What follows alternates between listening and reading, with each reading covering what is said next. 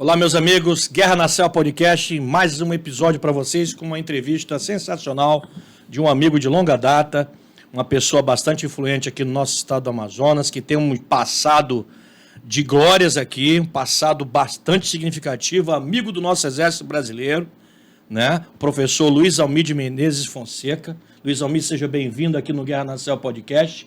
Antes de fazer a leitura do seu currículo vitae, do extratozinho dele, né, para o pessoal conhecer um pouco mais de você, acredito que o pessoal já conhece, evidentemente, né, pela história que você tem aqui no nosso Amazonas, filho de Itacoatiara, inclusive eu estive lá essa semana em Itacoatiara, visitando ali a cidade, muito bacana, vai acontecer daqui a pouco, né, ou está acontecendo o FECANI, né, o FECANI é tradicional lá na cidade, né, agora, E é muito interessante ter você aqui com a gente para bater um papo sobre essa parte de estratégia, né, planejamento estratégico do estado do Amazonas.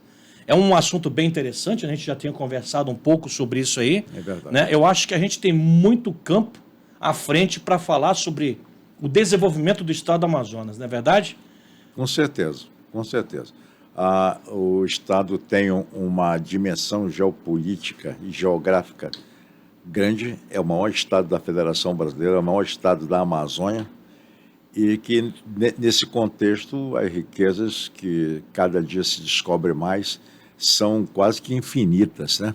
O que precisa são políticas públicas e governos sérios para que as coisas sejam comandadas para o bem-estar da sociedade, o engrandecimento do país e a segurança que a gente precisa ter para poder progredir cada vez mais, né? Isso, falou umas palavras-chave para a gente aí, segurança, desenvolvimento e responsabilidade, não é verdade? Sem dúvida. Eu vou fazer aqui, pessoal, uma leitura aqui, de um extratozinho do currículo, né, do nosso professor Luiz Almir Menezes Fonseca.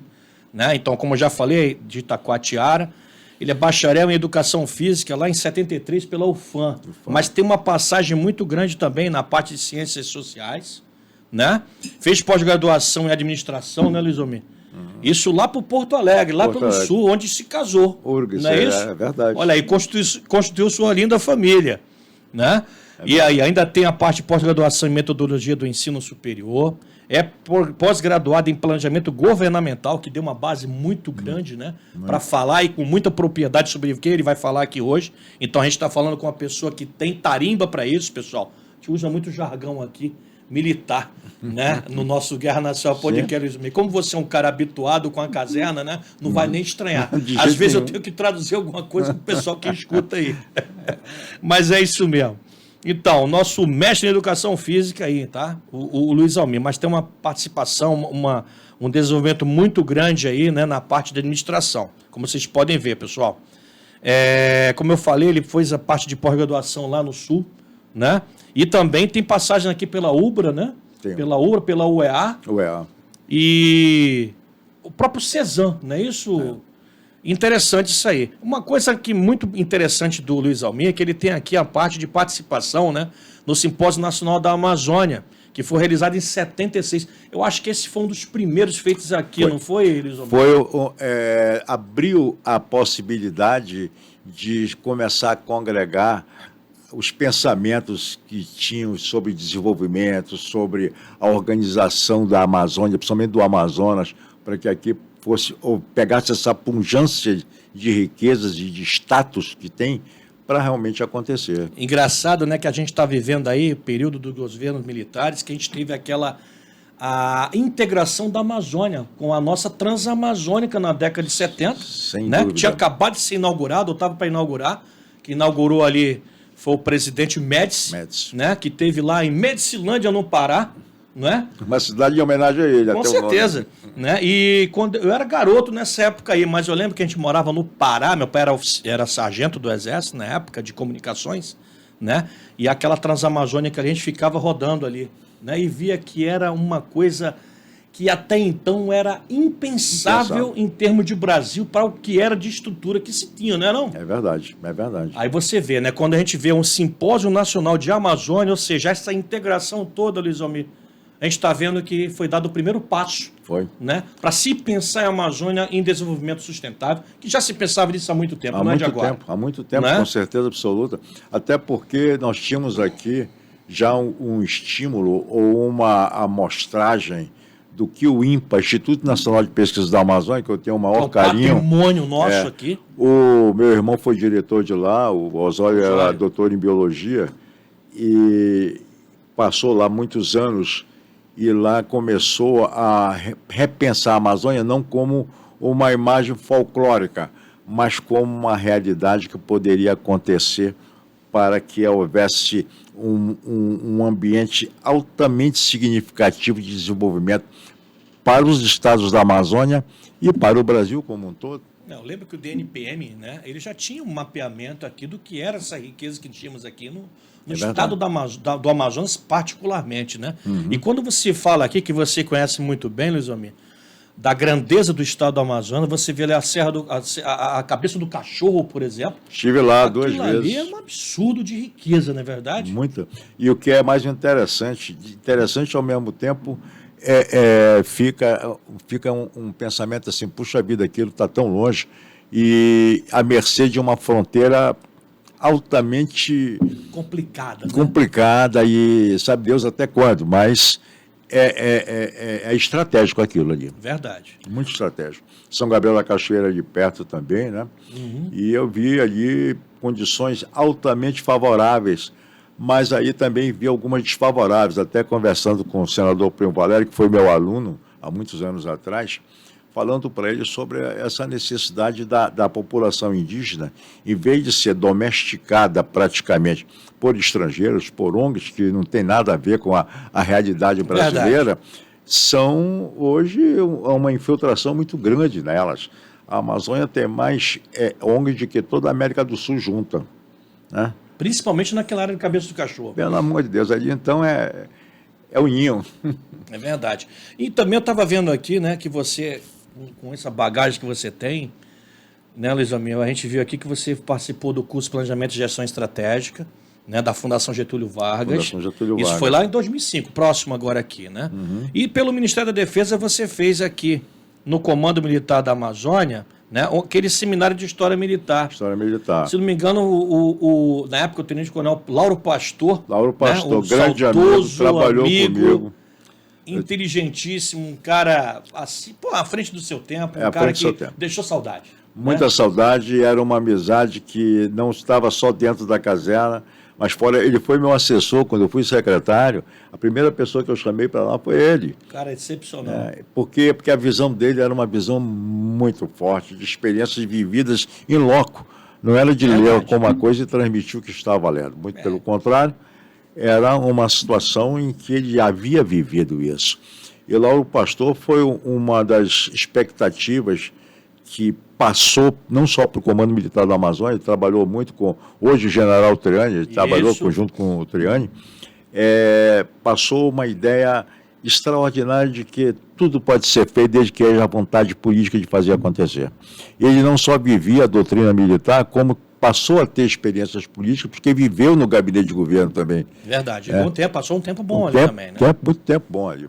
Engraçado, né, que o Coronel Pastor, né, ele, com essas andanças dele na Amazônia, ele conheceu tudo por aqui. Ele falava muito bem disso. Mas ele tem uma história muito bacana, que foi vindo com o Coronel Weber, trazendo o 5º Batalhão de Engenharia de lá, do Centro-Oeste para cá. Era o 5º que vai, né? Inclusive, ele tá enterrado lá no Cemitério dos Heróis, lá no 5º Batalhão de Engenharia e Construção, lá em Porto Velho, né? Te rende essa homenagem, né, Luiz Almir, para ele, porque era um cara que realmente era nosso, né? Ele era um amazônida. Ele era um amazônida. E a simplicidade dele é que engrandecia ele. Ele não era... não gostava de situações, não digo escandalosas, mas de muito vulto e tal. Ele, na grandeza dele, estava na simplicidade dele. E ele sabia o que fazia. É verdade. Você teve participação também em muitos projetos de pesquisa, palestras, né? Muitos. E engraçado, né, que a gente olha assim, né, quando a gente vê um currículo de uma pessoa que, tem uma tarimba, né, para falar com muita propriedade sobre esse assunto, que é você, Luiz Almir. A gente vê assim que quando o pessoal te convida para fazer certas palestras em alguns eventos, é porque o pessoal confia naquilo que você sabe. aquilo que você entende, você é um amazônico de fato e de direito.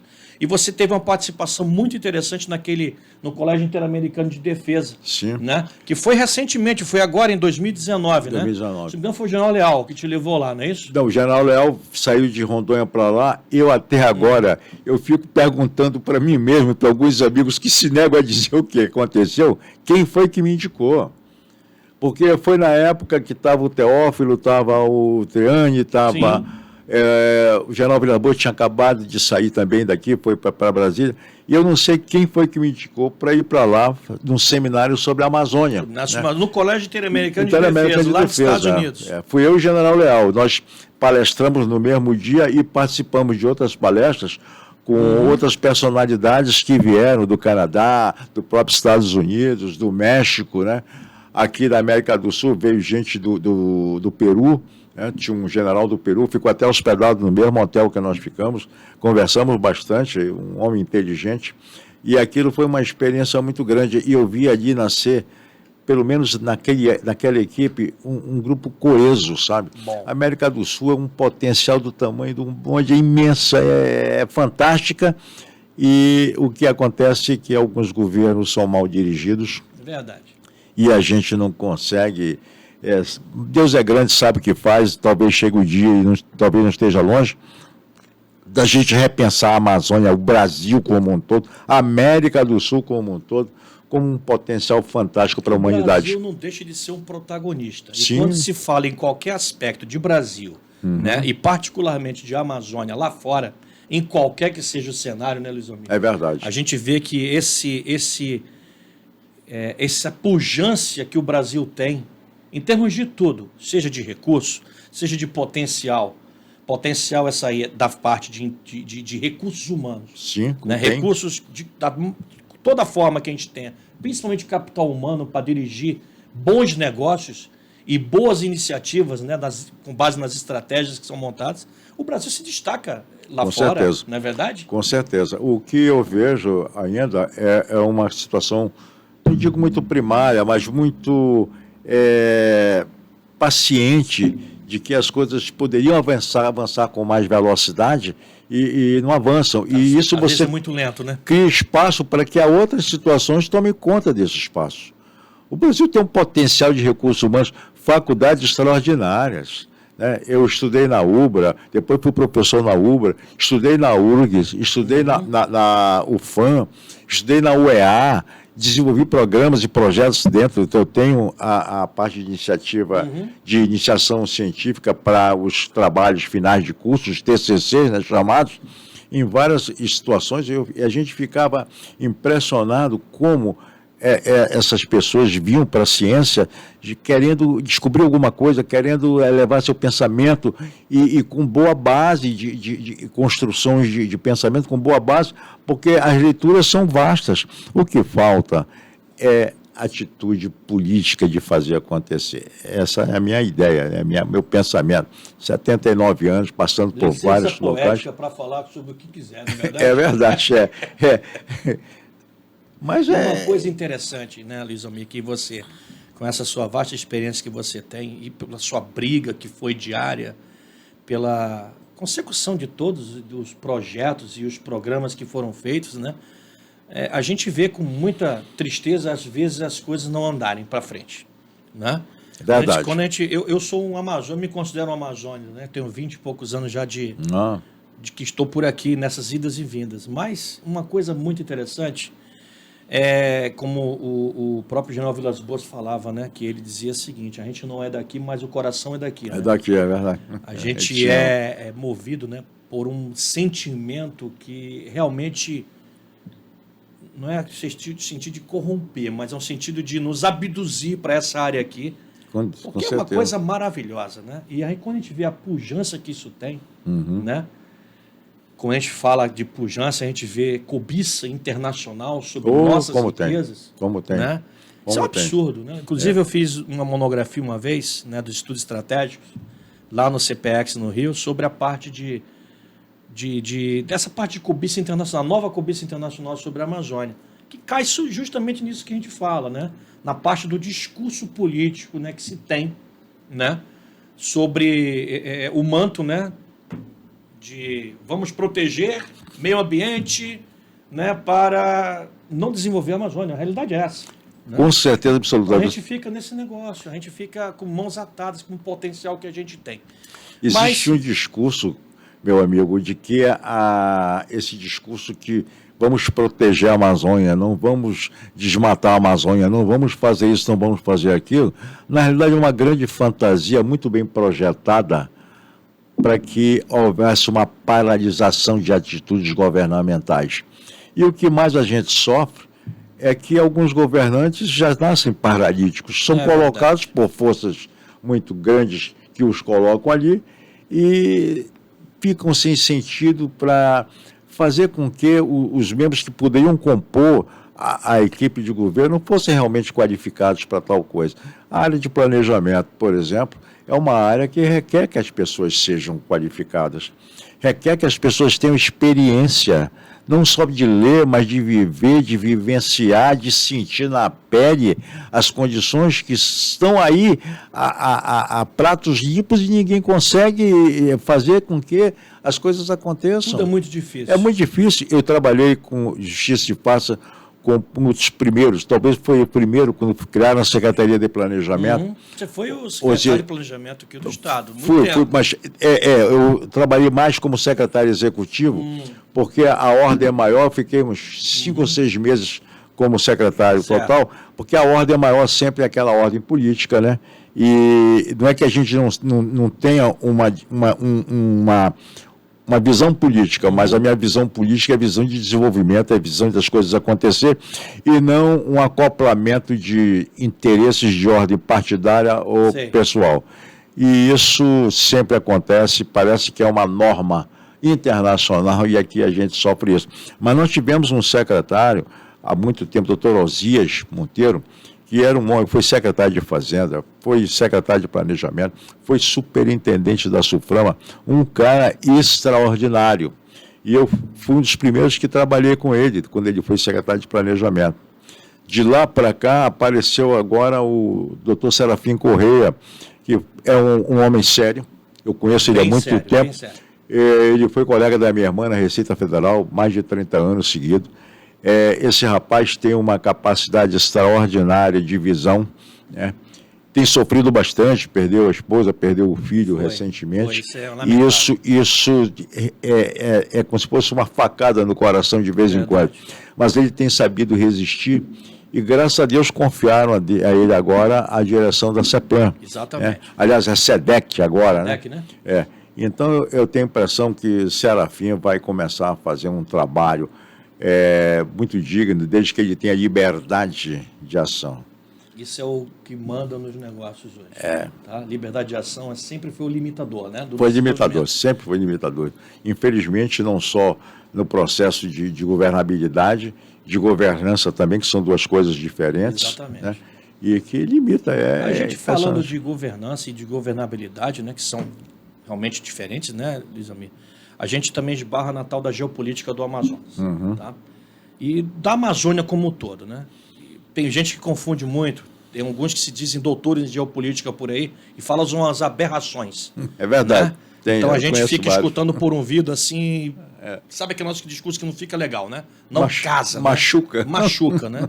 A gente quando fala de geopolítica da Amazônia, vamos colocar o Amazonas no centro de gravidade do processo, a gente vê um potencial que é exclusivo do Amazonas. É verdade. Tá? Exclusivo do Amazonas. Aqui nós temos aqui com capacidade de desenvolver o país.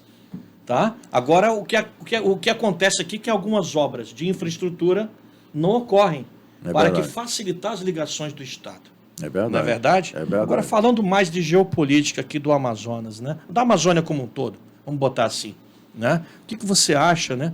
Qual é a sua visão, né, do que poderia ser feito, tá, em termos de estratégias para que a gente tivesse programas, né, que fossem pensados na Amazônia para o Brasil? Coisas que fossem assim, palpáveis, né, para a gente desenvolver. Nós temos muito problema aqui, vamos dizer, garimpo, extração irregular de madeira, garimpo ilegal, roubo de combustíveis aí, que está um absurdo, pirataria nos rios. É verdade. Nós temos aí a parte do narcotráfico nas nossas fronteiras. que é uma coisa que um Deus nos acuda, né? Nós temos aí a parte do Exército ali no guarnecimento das fronteiras e a Polícia Federal sem efetivo suficiente para que feche todas as portas, né? Então tem que se fazer um trabalho realmente de inteligência, né? E isso é feito realmente para que a gente consiga, né, com os órgãos, uma integração com os órgãos, tanto federais quanto estaduais, que a gente tenha um sucesso nas ações, né? Isso tudo vem a dificultar um pouco esse desenvolvimento, evidentemente, né? Se não tivesse quem consumisse a droga, não teria problema com a droga. É verdade. Né? E o Brasil já é o segundo país do mundo em consumo. Né? Perde para os E Estados exportação. Unidos. Exportação, a gente passa por aqui, né? É, Tudo passa pelo Brasil, é um corredor, né? E essa exportação não é produto daqui, é produto que vem da Colômbia, vem do Paraguai, via Brasil, porque o Porto de Santos e São Paulo é um porto estratégico, e todo mundo sabe. E aquilo não é tão grande que não possa ser controlado. É uma questão de políticas sérias em relação a isso, né? Mas a gente vê muito problema, né? O dinheiro que envolve isso é maior do que o orçamento de vários estados brasileiros. Verdade. É bilhões e bilhões de dólares, né? E isso contraria muito uma série de situações. Agora, o grande problema da nossa geopolítica é que a extensão das nossas fronteiras, fronteira do Amazonas, com a Venezuela, que é um país fantástico, riquíssimo. Eu estive na Venezuela. Eu estive na Venezuela nos áureos tempos, né? E depois eu não tive nem coragem de chegar perto da fronteira, porque a gente via que havia uma derrocada total de um país fantástico, extraordinário. Depois tem logo em seguida a Colômbia, que o nível de confiabilidade, não das autoridades colombianas, mas de um contexto que envolve uma série de coisas, o narcotráfico praticamente domina aquela região, né? Depois nós temos mais embaixo o Peru, já com a Bolívia, com o Acre e Rondônia ali embaixo, para lá, e faz com que essa extensão da Amazônia, né? Fica mais complicado. Fronteira seca, porque a fronteira seca, fechando a estrada da Amazônia é todo o seu vale. É verdade. Quem sabe andar na mata, ele não precisa da estrada. É mais dificultoso? Mas a tecnologia hoje cada vez mais avança para você ter condições de transitar. Com certeza. E a gente tem uma certa deficiência ainda muito grande na área da Amazônia. A BR-319 foi uma bênção divina, mas essa bênção precisa ser reforçada, porque em algumas situações as coisas estão acontecendo de uma forma muito dispersiva, parece que não há interesse nenhum dessa ligação, há uma briga dos transportadores de navio, de embarcações, de balsas, como nós chamamos aqui, para as transações terrestres, né? E essa situação, em vez de somar, né, elas passam a ter, de certa forma, uma certa incompatibilidade, e que é muito ruim. Depois a parte aérea é mais cara também, né? É muito cara. E fora isso, o que está contemplando países como a Colômbia, a própria Venezuela, né, é a situação de ordem política lá, né? A gente vê cada vez crescendo mais e a gente à mercê de um flanco muito aberto, muito aberto. A gente vê um país como a Venezuela, que eu conheci também em tempos áureos, 1996, que eu estive lá a primeira vez, né, e fui lá em 2010. A última vez já estava né? Começando a ficar complicado, né? País com 30 milhões de habitantes, 6 milhões de refugiados. Um quinto de sua população. É um absurdo. É muita coisa. É muita coisa. E olha, o Brasil aqui está de parabéns pelo Conselho, né, Internacional dos Refugiados, da Acnur, da ONU, né? De parabéns porque pela operação acolhida que é feita lá em Roraima, que é um exemplo para o mundo inteiro. É verdade, é verdade. Embora seja complicado a administração por falta de recursos. Exatamente. Né? Não só por falta de recursos, por falta de atitude para desencadear e desafogar aquela situação. É lógico que Roraima é a fronteira muito direta com a Venezuela, principalmente, né?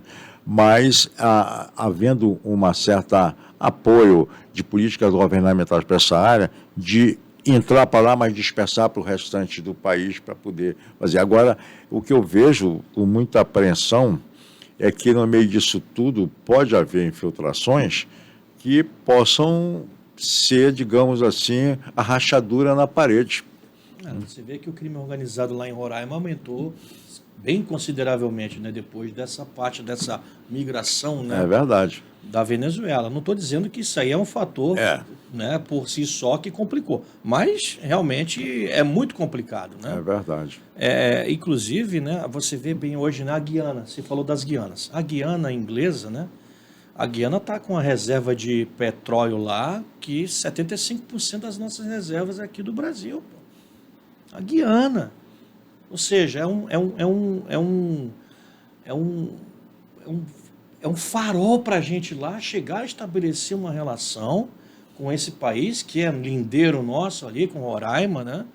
Que facilitaria muito, né, a parte de extração de petróleo em parceria. E não é só de lá, né? Não. Eu acho que os territórios, como o caso da Guiana, que você citou muito bem, e de que aquele território tem uma fronteira aberta e seca com o Brasil. Tem. Aí será que a natureza só escolheu deixar ali o petróleo? Acabou na fronteira ali, né? Acabou na fronteira, parou, né? Então, é uma observada, questão né? de... Agora, o que é interessante é que o outro lado da política inferior, que eu digo até inferior, conhece essas situações todas e nós aqui estamos deixando passar. E eu acho que não quero nem pensar na ideia de perder tudo isso, mas a gente tem que começar a pensar para não ter esse pesadelo mais tarde, né? Isso é interessante que você está falando, Luiz Almir, porque a gente vê muito apreensivo, né, um negócio desse, porque a gente deixar passar a oportunidade. Eu lembro quando foi o gasoduto aqui, né? A instalação do gasoduto demorou. Opa, foi um trabalho excepcional. Foi. Que digno de filme, né? Porque realmente você de exemplo, um gasoduto, tá, de Urucu para Manaus, passando pelo que eles passaram. O Tarcísio, que é o governador de São Paulo, estava naquela obra lá, engenheiro do IME, aqui na CRO, levantamento daquele terreno todo ali, uma verdadeira obra de arte. É verdade. Né? Tem gente que não conhece isso aqui que nós temos aqui. Né? Eu acho que você falou uma coisa muito bem ali, na 319. 319, particularmente, eu ando nela todo ano. E eu vejo que nada muda. É verdade. Né? As obras que tem lá, que são os canteiros, né, das empresas para dar uma melhorada naquele trecho do meio ali, que são 400 quilômetros, por assim dizer, todo ano tem. Parece que os caras estão ali para, olha, todo ano tem, então a gente vai manter isso aqui para todo ano a gente ganhar esse dinheirinho aqui. Exatamente. 600 milhões de reais, mais ou menos. Isso foi um parceiro nosso que disse essa cifra, mas 600 milhões de reais por ano, pô, é quase 1 bilhão, pô. Você fazer uma manutenção, a gente está ilhado aqui. A gente está ilhado, o Amazonas não merece isso não, né? Eu acho que a gente tinha que ter essa ligação. Potencial que tem na área. Parece até que o pessoal quer que a gente fique aqui que nem, né, abandonado, pô. Não é assim não, pô. É uma vitrine para mostrar para o mundo que tem aqui macaco, jacaré, cobra, essas coisas todas, né? Como eu estava falando aqui, né, pessoal, esse aqui é o nosso professor Luiz Almir, tá? Ele está contando uma história para a gente aqui nesse bate-papo muito legal aqui nesse Guerra na Selva podcast de hoje, falando aqui de planejamento estratégico, enfim, da parte dos programas aqui que nós temos aqui, potencial da nossa Amazônia, na nossa geopolítica que é complicada, tá? Muito. Mas ela também tem suas nuances ali de progresso, que pode ser utilizada para isso também, né, Luiz Almir? Pode. E uma coisa que interessante aqui que eu estava vendo no currículo do Luiz Almir ainda, né? Ele foi diretor técnico do SEDAM, né? Diretor do estádio Vivaldo Lima. Foi. Pô, que bacana, hein? Vivaldo Passei Lima 2 anos lá e depois 2 anos como diretor de esporte de uma forma geral, né? Pô, muito legal isso aí. E outra coisa também, orientou muitos trabalhos, né, Luiz Almir? Na vida acadêmica aí, né? Eu tenho diretamente muito de legal. TCC, de pós-graduação, tem um número? 60, 70 trabalhos orientados. E sabe o que me satisfaz muito? A minha área na pós-graduação é metodologia científica. Mas a metodologia científica não com as técnicas científicas de projeção, de organização de projetos. Sim. Mas muito bem, muito mais, talvez, descobrindo os horizontes mais significativos para desenvolver esses trabalhos. Porque o que eu vejo em algumas universidades 600, 700 trabalhos por ano escritos, aí você vai ler. Quanto se aproveita? A consistência é quase mínima. Puxa, e nós temos um universo na Amazônia, principalmente no nosso estado, que é o central do Amazonas, imenso para se explorar. Então, eu sempre tentei fazer com que os meus acadêmicos tivessem a visão em relação à nossa realidade. A partir da nossa realidade, projetassem o que eles achavam mais conveniente, fazendo a mesclagem da área técnica científica com a visão de projeto que eles tinham em relação a isso. Boa. E eu tive a oportunidade de ter mais de 70 trabalhos da área de TCC, pós-graduação, e também verificado que tenho alguns potenciais que eu fico pensando, puxa vida, isso podia ter ido para frente, por que não foi? Né? Aí você fica pensando, a experiência, eu já passei por várias secretarias, gabinete de governo e uma série de coisas. O que a gente pensa é que quando há uma oportunidade de mudança de governo e que você tem a expectativa de que, puxa vida, vamos ver se a gente organiza uma equipe que possa realmente produzir. De repente, uma cortina, parece de teatro, bate em cima, tira todo mundo de cena, desmotiva e põe o que eles querem, e aí continua o mesmo desastre. O país é rico, o país é fantástico, a nossa pátria é extraordinária. Falta comando, falta ação, falta decisão. E uma decisão que não importa se essa decisão vai agradar o vermelho, o branco ou o azul. Tem que agradar a pátria, tem que agradar a população, tem que ver a nossa sociedade para crescer. E não essa fantasia que se põe hoje em dia. Esse emaranhado de compadrio, né? Que é o que a gente vê muito por aí, né? É verdade. Engraçado, né? A gente vê que falta organização. Potencial se tem. Tem demais. Isso o que sempre me deixou muito tenso em relação a isso que você falou foi justamente o fato de a gente perder muito capital intelectual. Muito. Tá? Eu tenho amigos, por exemplo, um amigo em especial, o Gabriel, que ele foi para o MIT e nunca mais voltou. Saiu do ITA, uma cabeça fenomenal, foi para o MIT e nunca mais voltou para o Brasil. Né? Ou seja, um cara que... Eu estou dando um exemplo. E quantos nós não temos por aí? Vários, é verdade. Né? É verdade. Porque as coisas são muito lentas, meus amigos, são muito lentas. Né? Você tem a gente tem um capital, ou tinha um capital intelectual de energia, especializado em energia nuclear no país. É verdade. Que era uma coisa fantástica.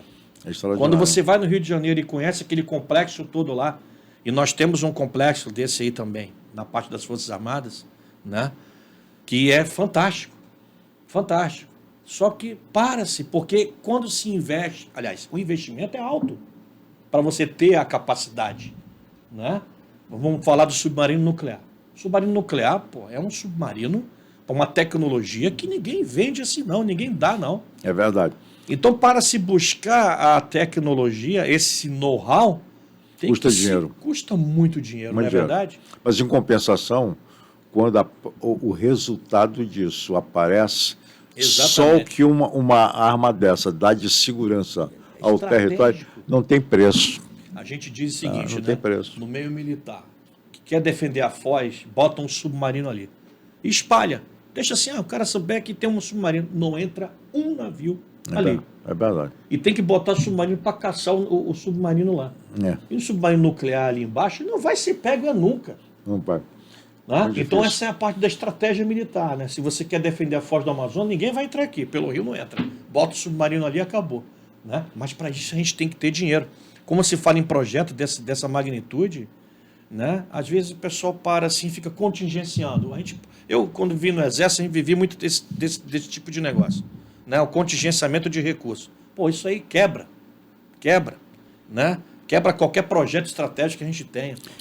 Né? E eu estou falando de Exército, falando das outras armas também, a Força Aérea. A Força Aérea estava sucateada. Nós temos hoje um projeto do KC-390 que é exemplo para o mundo inteiro.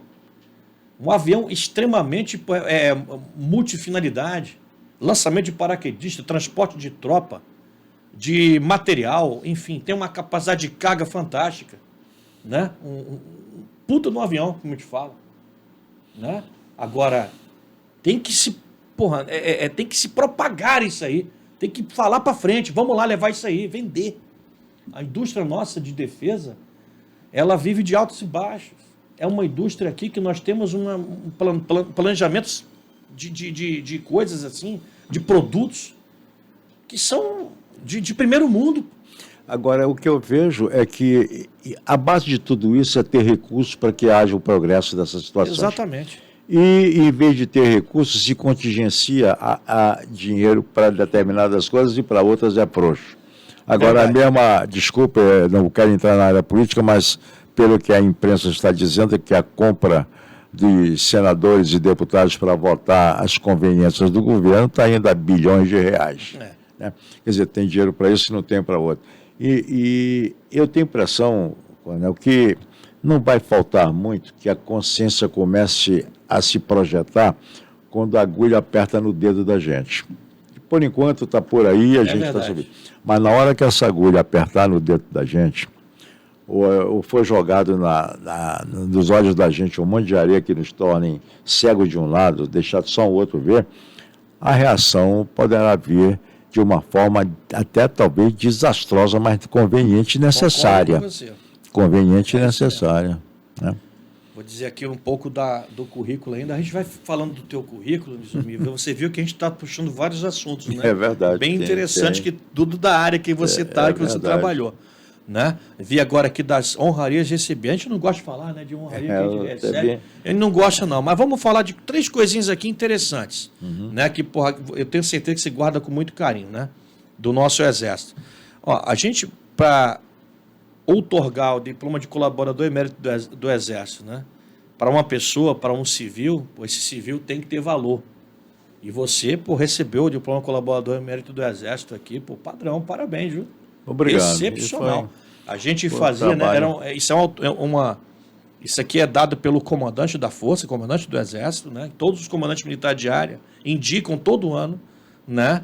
E no dia do Exército, dia 19 de abril, a gente faz essa outorga nos comandos militares de área. E é muito legal a solenidade. Muito. Né? Nesse dia também do Exército, a gente entrega também a comenda, né? Aquela ordem do mérito militar. E você também tem a comenda, foi agraciado no grau de cavaleiro. Né? Cavaleiro, padrão. Ó. E no dia do soldado, que foi agora, 25 de agosto, você também recebeu a medalha do pacificador. Foi em 2011. Lógico, mas aí a medalha do pacificador, que lembra o Caxias. Né? A gente entrega no dia do soldado.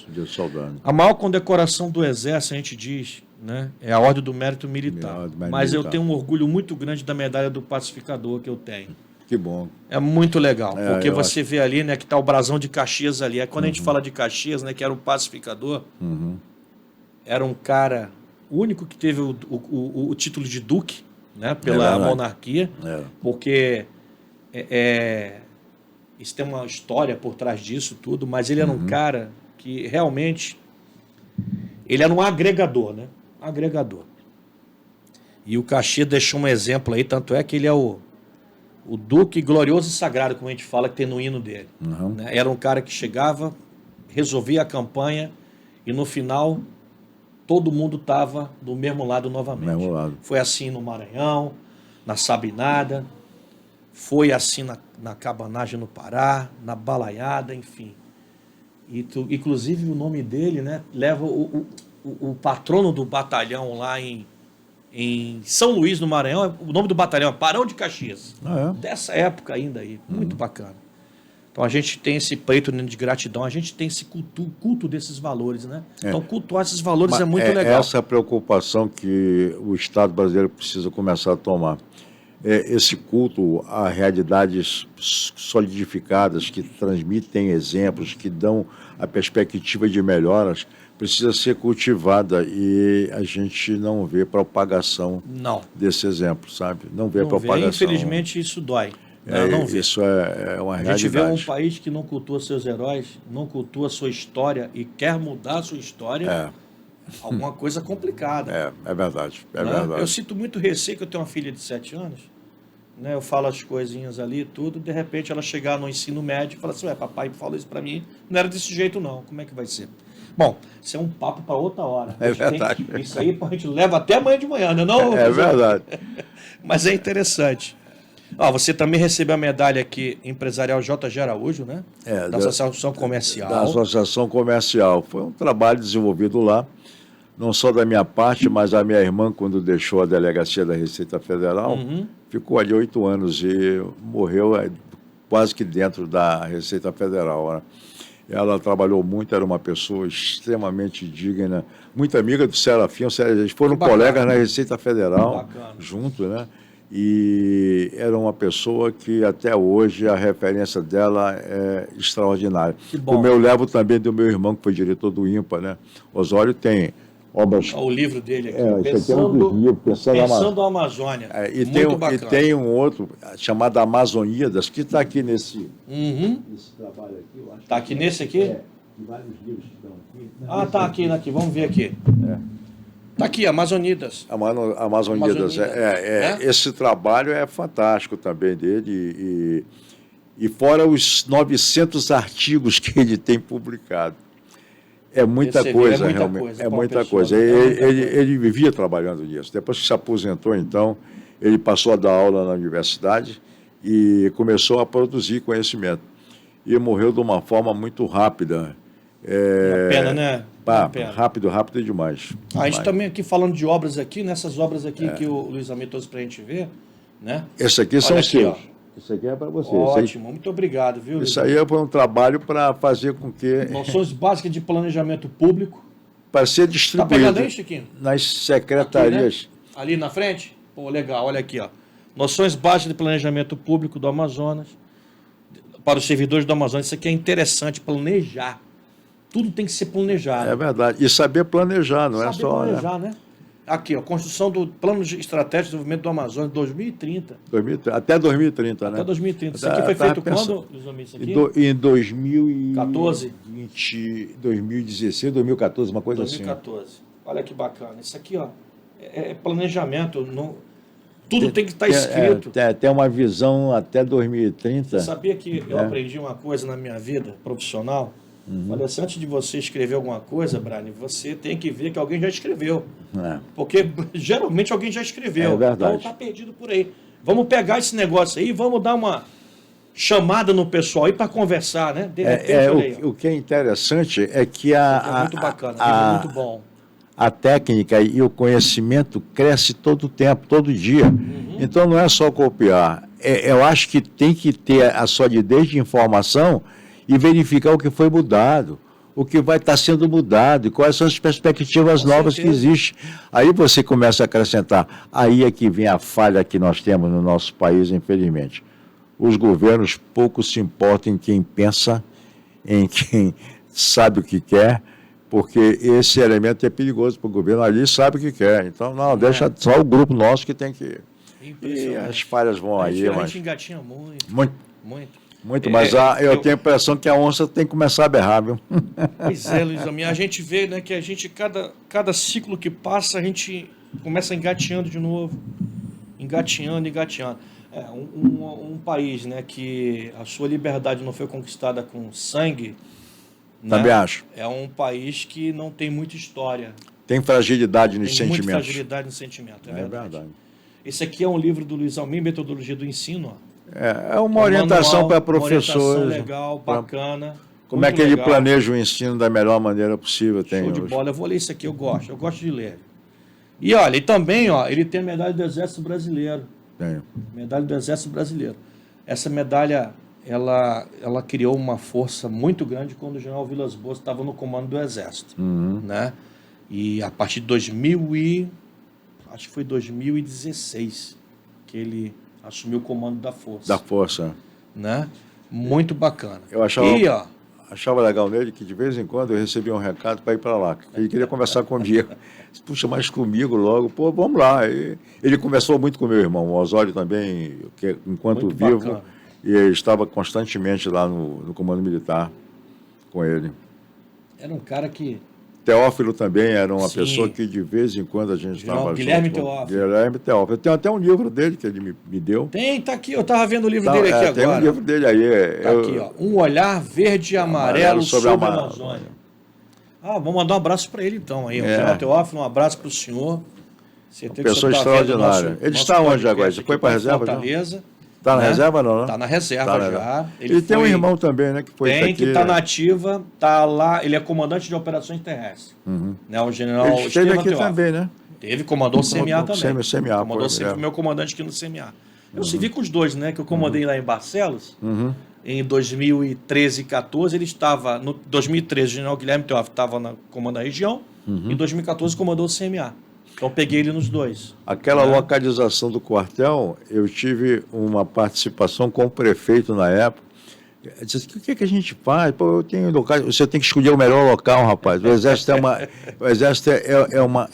uma imagem fantástica de que esse seu território, que é estratégico demais, você não pode ter ideia de quanto São Gabriel é estratégico, como São Gabriel, na cabeça do cachorro é a primeira, a segunda é Barcelos, passando de Barcelos, Manaus fica fragilizado, com certeza, cara. Com certeza. Depois Então, do Barcelos acabou. Né? O cara vem bater aqui no lugar da Barra. Né? Aliás, no dia 5 agora, né, foi a elevação do Amazonas, a categoria de província. Terreiro Aranha. Terreiro Aranha. Terreiro Aranha. Aliás, tem uma praça muito bonita dele. A praça está muito bonita. Muito bonita mesmo. Tem que cultuar esses símbolos. Hã? Né? Tem que cultuar esses símbolos, Luiz Alberto. Pois é, mas... Cultuar esses símbolos. O pessoal não sabe o que é Terreiro Aranha. É verdade.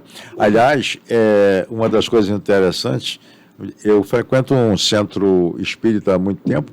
Cada um de nós tem uma afinidade, né? E a minha foi levada para isso porque eu comecei a perceber que ali tinha uma coisa diferente.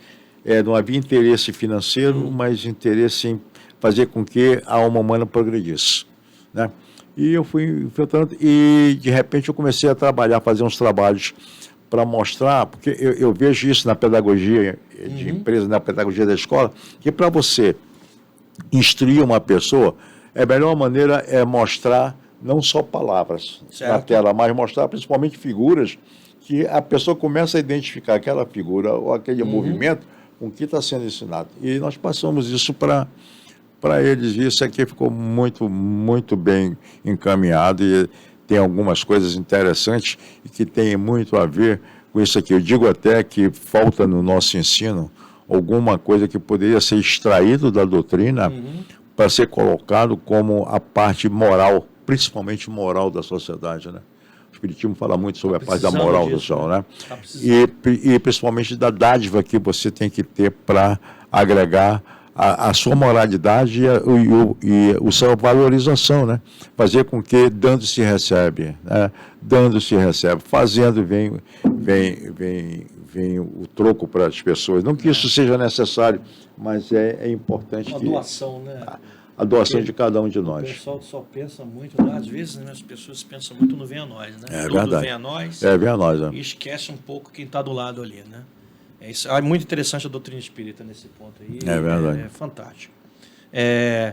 Você publicou muitos trabalhos também, né? Publiquei alguns trabalhos. Você está trabalhando num agora, né? Num que está inacabado ainda, né?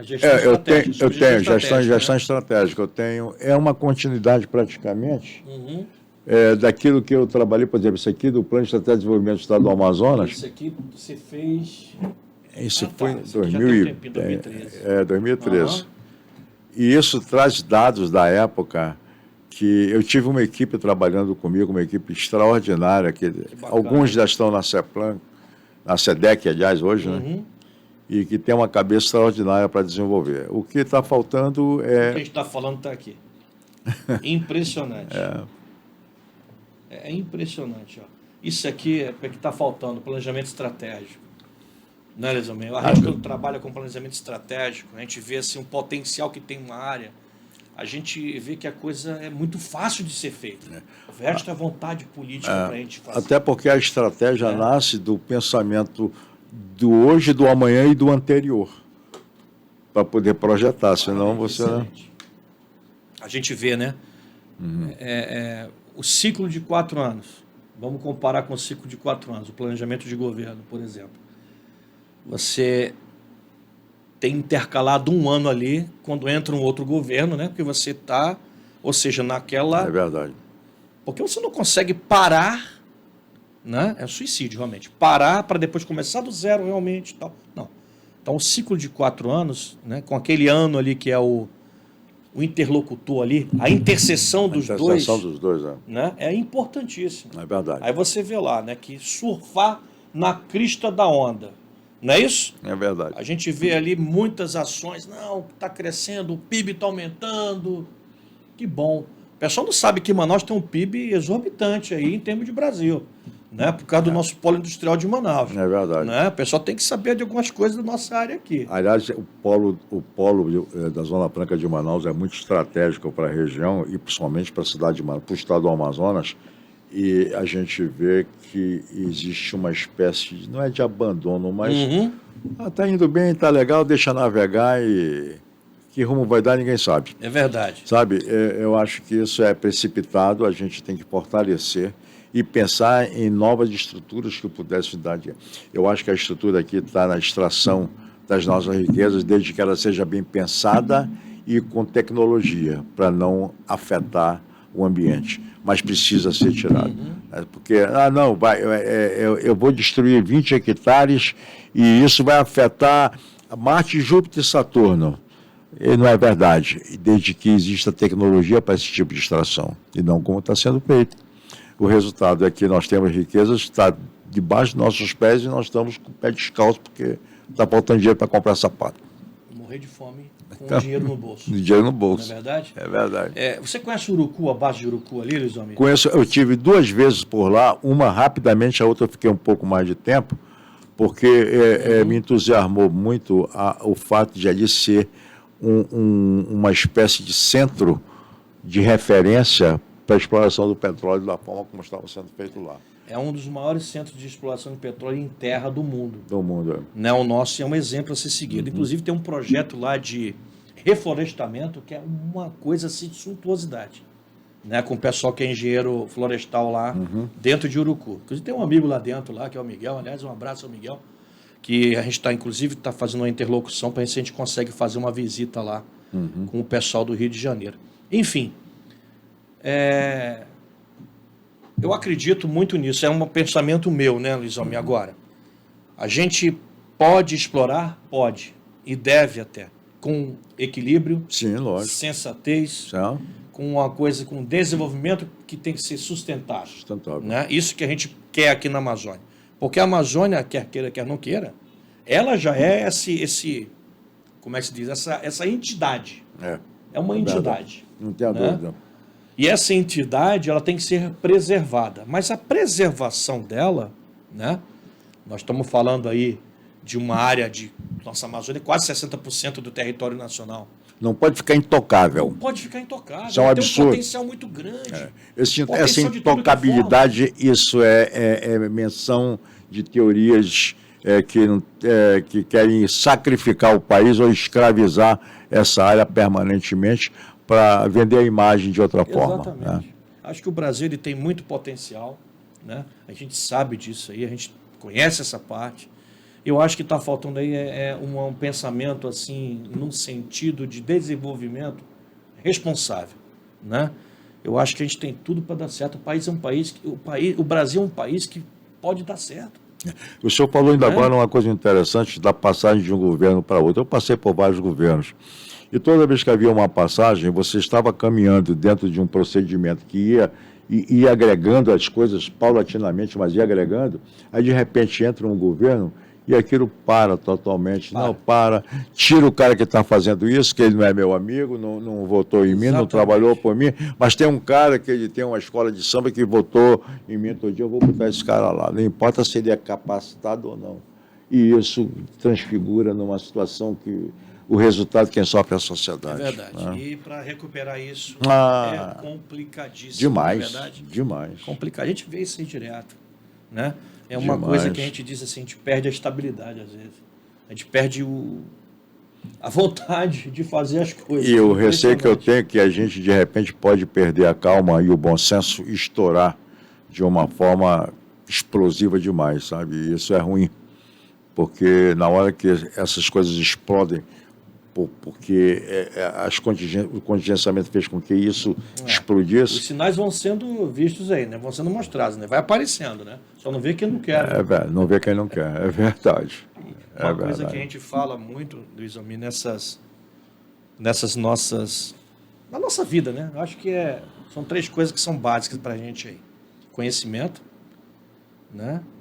O planejamento. Você tem que conhecer as coisas, planejar muito bem planejado e desenvolver, né? Eu acho que isso aí tudo está atrelado, com responsabilidade. Sim. Né?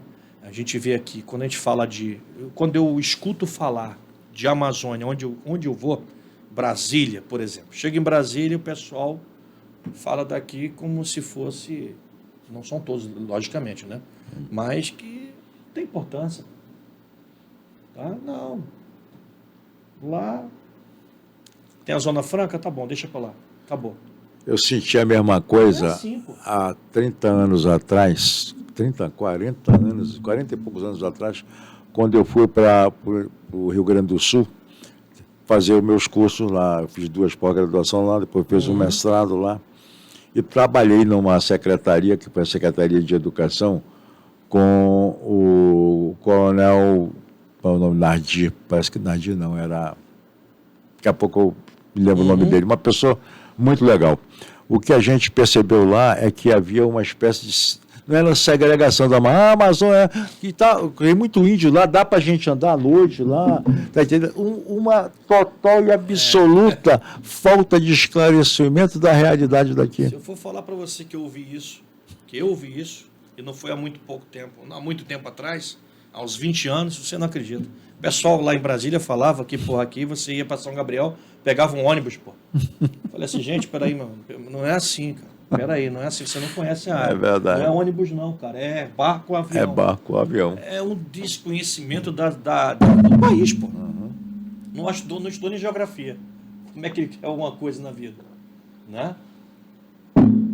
É uma coisa muito, muito bacana quando a gente fala de Amazônia, né, e do estado do Amazonas, porque a gente tem carinho por isso aqui, tá? As pessoas que conheço, que são de fora e que têm paixão por isso aqui, elas defendem isso aqui com unhas e dentes, né? E você conhece, temos amigos em comuns que amam isso aqui, de paixão mesmo lá. Eu tenho na família minha mulher gaúcha, ela é amazonense já, está com 41 anos aqui. Olha aí, isso é muito bom, né? É muito bacana. Mas a gente fica triste também com certas coisas que acontecem assim, ou não acontecem na devida velocidade que a gente acha que tem que ser, né? Porque o desenvolvimento e as oportunidades, né, elas aparecem e vão e vêm, às vezes vão e não vêm mais. Não vem mais. Né? E a gente acha que tem que aproveitar isso tudo. Nós temos um potencial muito grande. E começa aí com as ligações que nós temos que ter.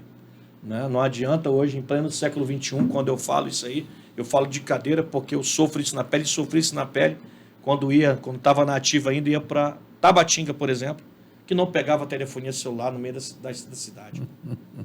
É um absurdo. Hoje você não ter conectividade. Isso é fundamental nessa área aqui. É um absurdo você sair numa estrada aqui e você não perder o sinal de celular. Perdeu, é verdade. Você não tem sinal de celular. No sul do país você já tem. Tá? São poucas áreas de sombra que você não tem isso. Mas aqui no centro-oeste, aqui no fronteira agrícola que nós temos chegando em Rondônia, Rondônia é um potencial fenomenal e fantástico do agronegócio. Você não tem sinal de celular. Tá? Você aqui no Amazônia, no Beiradão todo aqui, você chega lá, a qualidade é horrível. É horrível, é verdade. Horrível. Como é que você está no primeiro quartil já do século XXI e você não tem isso para a população? É absurdo. Com toda a tecnologia disponibilizada. Disponibilizada, né? É verdade, é verdade. A gente fica nessa ânsia de querer as coisas, mas a gente vê que o rame-rame, o miudinho, a gente não tem. A gente tem uma ligação aqui, que criminosamente ela foi destruída, a BR-319, e quando você falou com muita propriedade sobre a parte do transporte de balsa, transporte rodoviário, dá para se ter todos eles, todo mundo ganhar, vamos dizer assim, todo mundo executar sua atividade. Tem mercado para todas as duas atividades. Tem mercado para todo mundo. É verdade. Tá? Não é um que vai ser melhor do que o outro ou nada, mas nós temos que ter opções. É verdade. Opções. A gente não tem opção aqui hoje. Mas sabe uma das coisas, Coronel, que faz com que isso passa a acontecer quando você tem produtividade, porque aqui nós importamos mais do que exportamos. Então, quando nós passamos a situação inversa, nós produzimos aqui para exportar, isso vai fazer com que, de uma forma extraordinária, passe a ser uma necessidade. Né? É uma necessidade. E uma coisa muito boa para a gente, né, é que o Amazonas, olha, eu vou dizer para vocês, se a gente está vendo que o Amazonas está na mídia, o Amazonas está na mídia e é para se desenvolver, é para aproveitar esse gancho aí para a gente ter nessa saída boa de desenvolvimento estrutural. Né? Eu acredito que a gente tem uma ligação muito boa ali com o Caribe, com o mercado do Caribe, a saída pelo norte. Tem que ser explorado isso aí. Sem pelo dúvida. Oeste aqui, pelo Peru, né, aproveitando aquela BR ali que nós temos no Acre ali, que segue direto. Segue direto. Pô, tem que ter esse negócio todo, a gente tem que ter opções, na é verdade? E a Amazônia entra nesse contexto. Até porque o Peru talvez seja o porto brasileiro, digamos assim, para o Pacífico, para o outro lado do Pacífico, né? Temos que conquistar esse tipo de mercados, esse escoamento desses produtos aí, para ter mais, mais opções. Então a Amazônia está nesse contexto, né? Então essa geopolítica que nós temos aí, né, da Amazônia, ela é muito importante para o Brasil. Né, para o Brasil. A gente está vendo a fronteira agrícola subindo cada vez mais, né? Um potencial estrondoso que nós observamos que no país acho que são 7,8% só de terras cultiváveis e nós alimentamos 40% da população mundial. É um absurdo, não é? É um absurdo. Com 7,8% de terras agricultáveis. Aí você vê, né? A gente bota 8,5 milhões de quilômetros quadrados. No Brasil, 7,8% de alimenta isso tudo. Imagina que se não fosse, se fosse um pouco mais. Um pouco mais, né? Né? Aliás, você citou um exemplo interessante de Rondônia. Rondônia me surpreendeu e pela dinâmica que eles passaram a ter na produtividade. E eles avançaram na área agrícola, né? De uma forma tal que, inevitavelmente, viria para o sul do Amazonas, o sudeste do Amazonas ali, né? E isso é muito importante, porque ali já existe uma coisa efetiva, a olhos vistos, factível, né? E que está faltando? E aquilo vai acabar vindo realmente para cá, né? Isso aí, eu acho que tem. Nós temos um potencial muito grande aqui no Amazonas para se desenvolver dessa forma, né? Não tenha dúvida, não tenha dúvida. Se você pega ali a parte, por exemplo, do terminal graneleiro lá em Itacoatiara, né? Você vê ali que sobe pelo Madeira, né? Ele desce pelo Madeira ali, né? Todo o escoamento praticamente ali do Rondônia, vem pelo Madeira, do Madeira... Madeira pega rápido Itacoatiara, que é quase em frente ao Madeira. E depois ganha os grandes navios e vai embora para o mundo inteiro, para a Europa e Estados Unidos. É verdade. Né? Quem que ia pensar que um dia isso fosse assim? Isso já tem tempo já. Já tem. Né? Já tem tempo. Agora, é preciso a gente também ficar com uma cuidado muito forte no extremo norte, nas fronteiras que pega mais o Roraima, com a Guiana Francesa. A dimensão ideológica que a França está vivendo e, logicamente, exportando para a sua colôniazinha aí na frente, traz um certo perigo para cá, né? Até porque a direção da França hoje, entregue a quem está, tem uma política meio afrontosa em relação ao Brasil, né? E nós temos uma fronteira ali de uma forma ou de outra. A holandesa não incomoda, a inglesa muito menos, né? Mas a francesa, primeiro, é um parque de lançamento de mísseis, de experiência de mísseis ali. Ali em Kourou. Eu estive lá. Um tempo atrás estive lá, conheci a base de lançamento. Então, né? A Europa praticamente toda ela lança por ali. Então, isso a gente precisa... Primeiro, eu acho que fazer uma amizade de construção coletiva. Não adianta ser inimizade. Vamos fazer uma barreira, um muro de Berlim, você está lá do lado. É a tal da coexistência pacífica. Não tem cabimento, né? Não tem cabimento isso. Mas verdade. Hoje, o cultivo da inteligência, da observação com inteligência, é a maior arma que a pessoa pode ter. Que a inteligência vai fazer você produzir a contra-inteligência para aquilo. Se você não tiver inteligência, não vai a parte nenhuma, né? Não vai a parte nenhuma, né? Eu acho que é por aí também, Luiz. A gente tem um potencial e a gente tem que estar de olho nisso tudo. Tem que produzir isso tudo. Eu vi hoje, né, que Não gosto de falar muito de política, não, mas a gente tem que lembrar um pouco das coisas, né? A gente tem que estar acompanhando. Tem que estar acompanhando as tais das políticas públicas para o desenvolvimento do nosso setor aqui, dos setores da nossa Amazônia. Está carente de política pública aqui. Está carente. E tem um potencial muito grande para isso. Se você une o privado, o público e o privado, você tem um resultado mais pontual, né? Não adianta você querer fazer uma coisa, estabelecer uma meta com o público ou somente com o privado. Eu acho que os dois têm que estar caminhando junto de mão dada aí. É verdade. Né? Inclusive, a situação pública, que é baseada nas políticas públicas de governo, tem que ter acessibilidade, o projeto privado tem que ter acessibilidade ao projeto público. E orientar, não é o projeto político público se fechar, não, tem que ser o que nós queremos. Exatamente. Sem conhecer a necessidade do setor privado. Eu sempre via isso, que o setor privado tem necessidades e que o setor público desconhece. Como é que pode caminhar? É verdade. Não adianta. É tipo aquele velho ditado, né? Uma andorinha só não faz verão. Não faz não. Principalmente nessa região, que é imensa. E não pode desperdiçar o recurso público, né? Também, e tem que ter transparência. Né? A transparência acima de tudo. Essa transparência que é o grande problema nacional. É complicado. Mas a gente vai sobreviver. Vai sobreviver. Se Deus quiser. O Guerra na Selva Podcast está recebendo aqui a ilustre visita, né, desse bate-papo aqui muito bacana aqui com o professor Luiz Almir. E falando sobre planejamento estratégico, políticas públicas, desenvolvimento da nossa Amazônia, aqui particular, nosso estado do Amazonas, né? E a gente está crescendo, né, em conhecimento, né? Aprendendo um pouquinho mais, levando para o pessoal um pouco da cultura aqui amazônica, né? Essa cultura nossa aqui, de falando algumas personalidades, né? E algumas coisas que existem aqui no nosso Amazonas que não pode ficar esquecido, né, Luiz? É verdade. Não pode ficar esquecido. A gente tem que lembrar sempre. Eu gosto de falar sobre isso, né? Sempre lembrar para o povo da área, né? Quem era quem, ou o que isso existe e por que existe isso. É verdade. Né? A gente tem aqui muita riqueza nesse chão aqui, principalmente do Amazonas. É verdade. Né? Onde a gente vive aqui. Né? Mas a Amazônia como um todo, ela é fantástica, né? Ela é sedutora, não é verdade? É interessante que cada canto dela há uma diferença, ela não é igualitária em tudo, ela tem diferenças extraordinárias.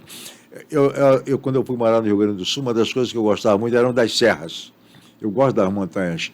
E montanha no meu estado só tem São Gabriel da Cachoeira, né? É verdade. Ali São Gabriel. Aliás, o Morro dos Seis Lagos, né? Hã? O Morro dos Seis Morro Lagos. Seis ali, Lagos, Morro dos Seis Lagos, minério, puro minério ali. É puro minério. Agora, eu não sei, eu acho que falta uma linha de controle absoluto, porque nós não podemos estar perdendo esse tempo todo sem ter uma atitude governamental, né?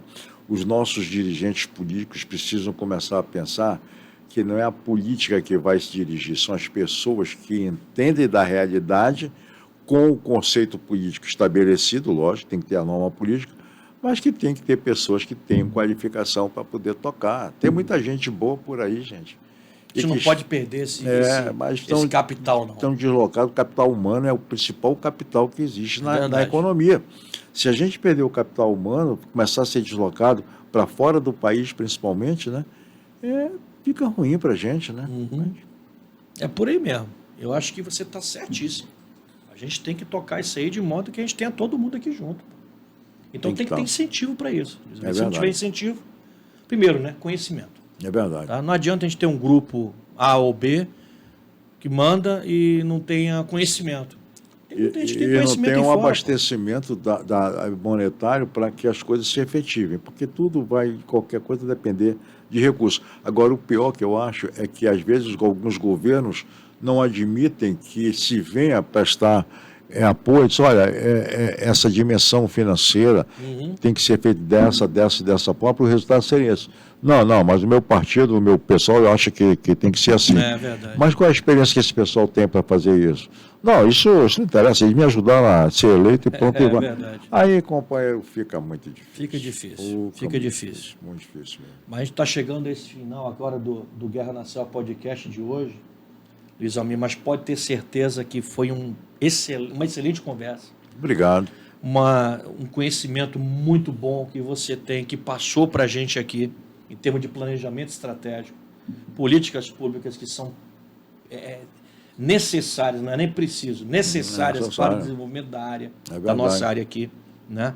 O pessoal baixar um pouco a cabeça ali, ter um pouco mais de humildade, ver o planejamento, o pessoal que conhece. Tem muita gente boa aqui na área que pode desenvolver excelentes projetos, né?